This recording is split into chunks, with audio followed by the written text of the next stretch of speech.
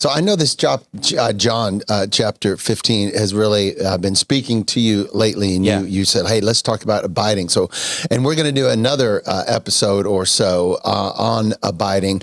Let's start, though, please, with from what you have looked into more deeply. Abiding. Let's start with means what? Well, I want to say this first. There's three misconceptions I think that happen with men in particular when we hear what abiding, that we're supposed to abide, Okay. And it's, first of all, we think abiding is a feeling, that I'm supposed to drum up this feeling of good-natured, some sort of like lovey-dovey sort of thing. It's not that. That's a misconception. Okay. Branches don't feel life flowing through them. They just receive it, right? Okay. It's just living in the connection.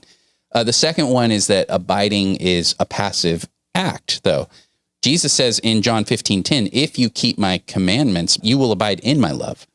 And so abiding, it's not inactivity. You kind of alluded to it earlier. This is a little twist on how it's said, but it's active dependence, which almost sounds like contradictory. Like instinctively, you're like, well, wait, so it's not passive, but it is active, but it's dependent.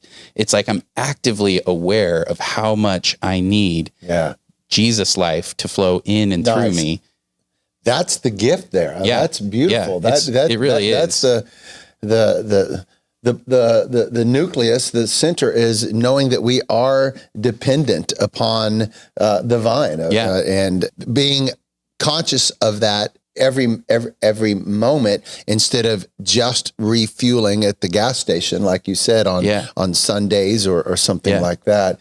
That's the difference between, I think, abiding and filling up. Well, I think the station. We have a very real enemy too, and I think we look at it like Hollywood, where we think it's going to be this like demonic spiritual attack. It's the Exorcist or whatever. All he really has to do is convince you that you're not enough, that you're not connected, that Jesus isn't enough, that you need something else in addition to Jesus to give you the life, to make you live the Christian life. And so if you believe that, you're going to kind of do that fuel station approach where you're like, oh, I'm so empty. I'm so destitute. And then, okay, I'll just go to the next thing, the next spiritual high.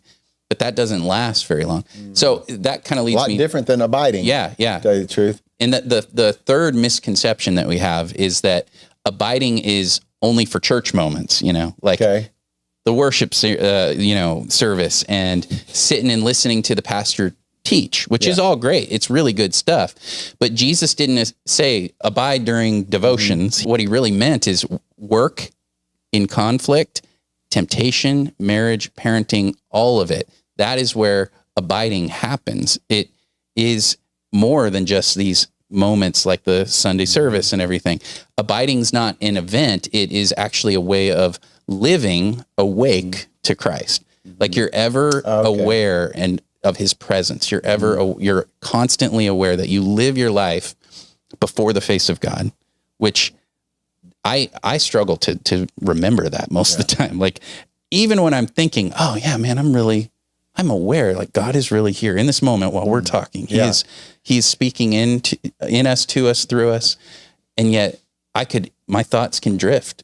It's just sort of the nature. I think this abiding, I just got a little picture of this. When you start talking about dependence, which is what the fruit is, dependent upon the vine, is the awareness that I am in need. So there is an awareness of my need and my dependence upon him. And without him, it does not work. That mixed with gratitude that he does feed us. That all good things, all life, all source of blessings and power and prosperity and peace and all of these things that is the fruit around what happens when we abide in him. Yeah. So if I had to think of two things, the things that came to me is being aware that we are in need and aware of to be grateful for what he's already doing and has done. I think that's a pretty good balance that keeps you abiding. Yeah.